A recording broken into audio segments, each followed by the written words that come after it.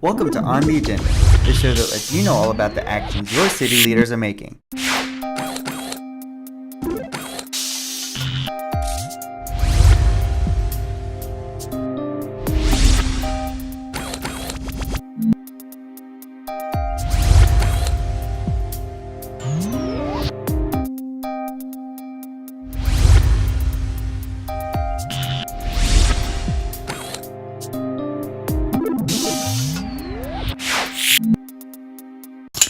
At their Monday, February 16th meeting, City Council members recognized Fort Bend County Commissioner Grady Prestige, recognized former Finance Director Wes Vela, and approved an ordinance ordering for a May 9th, 2015 general election. Here's a full rundown of council actions from their meeting. Fort Bend County Commissioner Grady Prestige was first recognized by council for his support to the City of Missouri City and for assisting with the projects such as the Vicksburg Boulevard extension and the ongoing Black History Month celebration. It's a pleasure to work with Missouri City. And one thing I realized early on is that most folks don't care whether it's federal, state, county, or city. They know they pay taxes and they want a quid pro quo for the taxes they pay. So it's incumbent on us to continue to work together to try to serve our common constituencies. So with that, I want to thank you, and hopefully the next 25 years, I can earn another one of these certificates. I won't be here. Ask Jared to do it for me. I promise him I won't be here. But thank you all so much. I appreciate it. Council next heard a presentation by the Fort Bend Alumna Chapter of Delta Sigma Theta Sorority advocating against domestic abuse. As a chapter that's in your service area, it's really important to us that you all stay connected with us and talk to us about things. Right now, we're so proud of the fact that we have one of our members, Loretta Lynch, who is also currently the candidate for the Attorney General of the United States. We're so excited to have her as not only as a member, but also that's the reach that we have. We pull in from every level in order for us to get the things done, not only right here in our community, but across the nation. So we want you all to think of us as a not only the boots on the ground, but as someone that's in your community that not only cares, but someone that you can actually reach out to. And guess what? You're going to get a response from us, and you're also going to get us to lend our hands. Sometimes forces are not always money, but sometimes forces is just that old-fashioned elbow grease. And you need us to make a contact. Well, we want you all to know that Suburban Houston Fort Bend Alumni Chapter is indeed that organization, that group of women dedicated to this community and dedicated to the causes in this community. For its final recognition, Assistant City Manager Bill Atkinson honored former Director of Finance Wes Vela for his years of service to the city. Wes has been with the city for over 12 years, or almost 12 years, that is. Wes is a CPA. He's brought experience from multiple cities as a finance director and has bettered us as a result of the experience and the expertise that he has. He's bettered our community, and he has kept a close eye on our community as far as the expenditure, the transparency of what we do with our funds, and you should be thankful and grateful for that. Only because we have the fine staff that we do have in finance and the City Council's support throughout the years. I appreciate that, and Bill's support and Scott's and all the directors. It's been fun, and I just wanted to go move on to something else in my life, and I enjoyed it tremendously. Thank you very much. Interim Finance Director Michael Higgins next presented council with a quarterly investment report ending on December 31st, 2014. We're seeing trends still going down even in the market. For this first quarter 2015, we're still watching the market, buying a little more, trying to get the balances down in the checking and moving it over so we earn a little better interest. But it's going to take time for us to see rates really become better.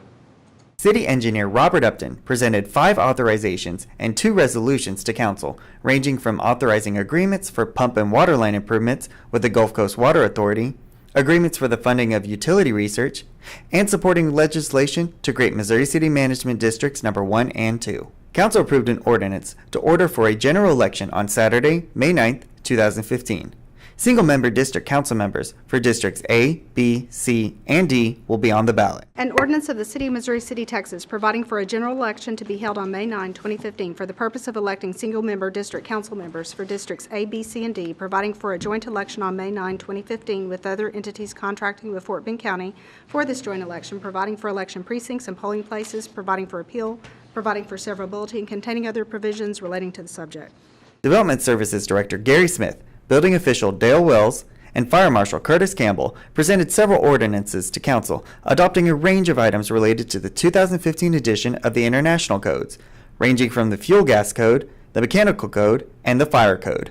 Council next passed a resolution supporting the relocation of the Houston Community College System campus from Sienna Springs Boulevard to Texas Parkway in a 4-2 vote.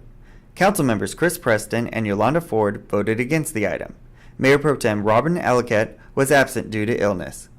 Council discussed at length the feasibility of the project, the potential for market studies on the relocation project, and the benefits that the relocation would provide to the Texas Parkway corridor. As we've talked many times, Texas Parkway is a key area of our community. The attraction of capital investment, the development, and in fact, in some cases, the redevelopment of Texas Parkway has been a long-standing goal of the city. For some months now, we have been working with Houston Community College and Fort Bend County on the opportunity to relocate the Sienna campus to Texas Parkway. Tonight you have before you a resolution which is in support of that objective, because we believe that the relocation of that campus to next to City Hall would be a significant capital investment, would bring students to this area, would revitalize and show some great opportunities for this area. And I guess my concern is that I think it can potentially be a very good project. It's just more of a concern that it's moved from Cartwright to Sienna, now back over here. And even, if you look at the Stafford campus, I went there 17 years ago. It never caused any type of economic development to happen along Murphy Road or anything.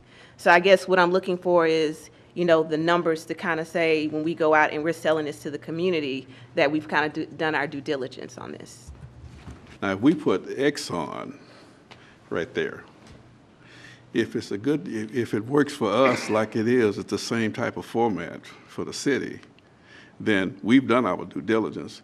Now, we can't dictate the operation, how Exxon is managed or HCC is managed. But as far as the city is concerned, it makes good sense.